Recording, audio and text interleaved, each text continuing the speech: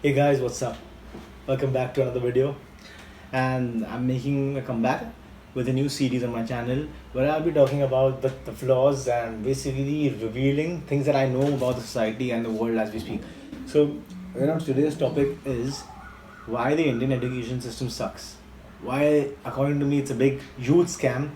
And also, I think education throughout the world has been reduced to a very financial scam. I think for in my my perspective, but especially in India at least, I from what I've gone through and what people I know and the younger generation are going through education wise, I think it's just a big scam today, and it just sucks today. The Indian education system sucks, and now I'll go with a few pointers as to why, and I will show you the statistics as well. So the point number one, that our the education system, Indian education system, has solely for like focus on one thing, that's engineering for some reason. I have no idea why. Why has the term engineering become a do or die situation for I think around 60%? That's what I think. Could be more, could be less, but around that much for everyone in India. Why does everyone want to be an engineer so bad? Why is it planted into their head since an early age that if you don't become an engineer, you are going to be nothing in life? I'll tell you a story of my, like for me and my classmates, when we were in the eighth and when you're supposed to go into the ninth, we're supposed to choose subjects like science, commerce, arts, etc. So think about it. Commerce is if you're interested in doing business in the future or doing something in the commercial field, you choose the commerce. That's all right. So, and then our science is for people who were like good at engineering, blah blah blah. But arts was like it's forced down through that if you took arts, your career, your life is destroyed. You'd be working for someone for pennies. You'd basically end up on the side of the street. That's where it hit me, and I thought, wow, that's just the most ridiculous advice. So coming back to that's my story. Our class teacher basically forced us, basically scared us, and if you don't choose science and maths along with it, we are finished. We are dead. We have no future. We have no life. And I decided I'm gonna choose arts and physical education because I thought that would be the easy way out, and I just because I was good at other subjects, but I wasn't good at science. So when the point came to selecting subjects, so again somebody persuaded me, and out of fear, I chose maths and commerce. I had no idea what I was going to do with it, but I just chose it because I was scared. Similarly, it's the same thing in engineering. People are forced like down the throats and persuaded and scared that if you don't choose engineering, you would be finished. You have no life. You have to join IIT, or else you are just a normal, I would say, just a normal person, average Joe. That's the wrong thing. I think our Indian education system should cultivate talents and skills. What do you like to do? What is your skill? Not is they should teach us how to be out of the box, not subsize in a box. And that's where I think I have a problem.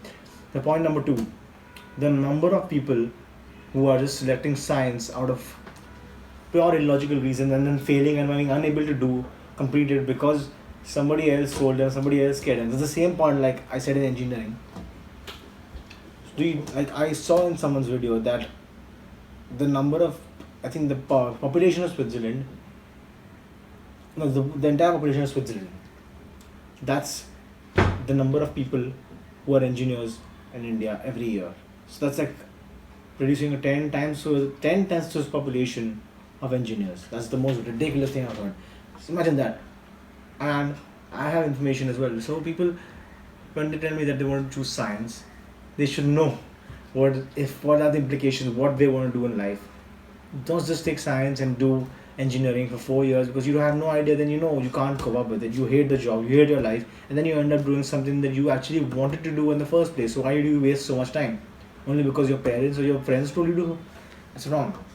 Like a couple of my friends, they themselves they chose science when we told them you're not good at science, don't take science. But then the teachers and their parents and the friends, whatever, scared them that if you don't take science, you're finished. So they took science, and then the sad part is that they failed in the 11th and 12th in the college life, and they were a year behind us, and we passed, and then they're still in college just because they forced themselves to do something that they don't want to do. So that's the thing, that don't follow someone else's footsteps. That's the worst thing that Indian education system has taught us. The Indian education system has taught us to follow someone else's footsteps, that do something that someone else has done, just because he out of 100, like 100 person has become successful. That doesn't mean you're going to be as well. You need to find your own path. It can be anything. Today there are I think 100,000 opportunities for you. You could be a gamer, you could be a chef, you can be a sweeper. If you're good at it, you can be a brilliant sweeper. I have no problem. As long as you're following your ikigai. Ikigai, that's something that Indian schools should teach us, but they don't. I'll make a video on ikigai itself. So coming back to my third point, why aren't why aren't skills like life skills like photography, programming, music production, filmmaking, um, other abstract skills, artistic skills taught to us like when we were school? Why not? I don't understand why not. Why are we forced to do algebra, geometry, and other kind of bullshit things that are of no use to us? The only thing that I think, people ask me why was algebra useful to you. I think the only way algebra is useful to me was because it helped me make my brain faster a little bit in thinking terms. But other than that, I don't think it's of any use to someone who, like Albert Einstein said, do not judge a fish by its ability to climb a tree. You don't ask a fish to climb a tree. You ask a fish to swim, exactly. And you don't ask a fox or a monkey to swim. That's ridiculous. Each one has their own skill and ability and talent. If you tell them to do something that they're not good at, case closed, they're not going to do it. So I think that's the big problem. Next point, the ability to teach. The things we're learning are ridiculous. For example, history. When I was in school, I used to hate history. I scored well because it was easy, but I hated the way we were taught history. History was just dates. For example, that this date the war began, this date the war end. It's just ridiculous. There was nothing to learn. History is supposed to be stories and fiction and facts. Fiction, for example, some stories are fictionalized, but it's history. History basically, the only way you can go back in time and learn about something is through history books and history. If there's no history that's been taught to you properly, then there's no point of learning it. Just learning dates. History is something that I think they should be taught. They should just teach us with much more interest and telling us stories and tales and reenacting it in class so that we all enjoy it. So coming back, when I started learning and reading history to now, when I grew up, I fell in love with history. History is the most fascinating subject there was, but we were taught the wrong stuff. Yeah. We would talk about Mohenjo-daro, which was good for the first 2 years, but not every year. We were taught the same thing, just repackaged, the Delhi Sultanate. We weren't taught about the mass history, the fun history the world has to offer things, but we were just taught the basic history that's just been catered to students. That's just wrong. History is one of the best subjects if taught properly. Next, the ability to teach by the teachers.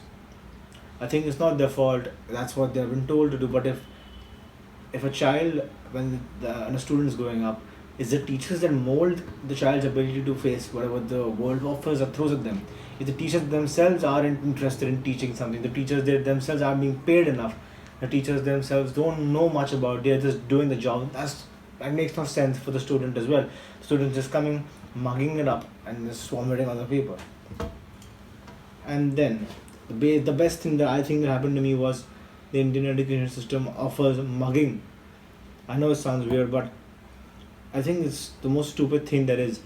What are we learning? Why did I spend 10 years in school just to get a degree? So just to get something that I can just move in life. But what did I learn? Nothing. I learned zero. I just learned that I have to go somewhere and follow a prison-like structure.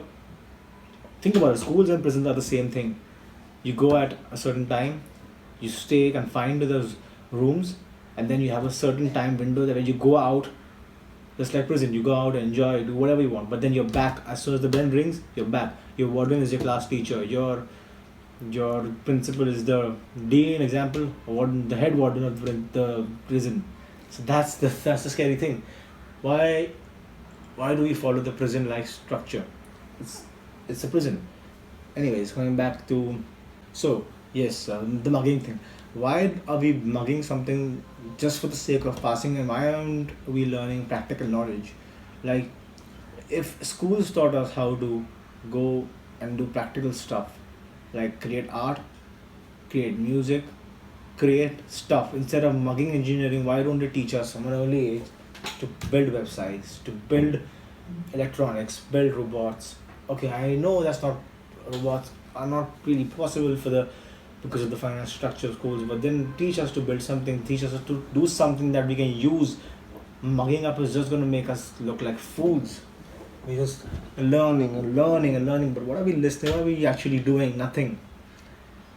Similarly, in other countries like in the US or UK, etc., they might be difficult, they might be expensive, but then at the end of the day, we are talking about value.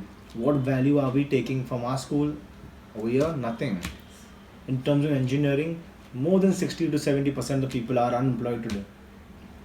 Fun fact, I know a person, I mean, I don't know him, but I know the person. He's a chef. When I say chef, he makes pav bhaji. So, yeah, and he's an engineer. So I went to him and I asked him, why are you making pav bhaji if you're so educated for pennies on the dollar? He said, because I wasn't employed as soon as I got out of my engineering college. I wasted all my life doing something I didn't want to do because of someone else, and now I don't. I don't have a job. So I am forced to make pav bhaji. Think about it, that's the most scary thing I've heard.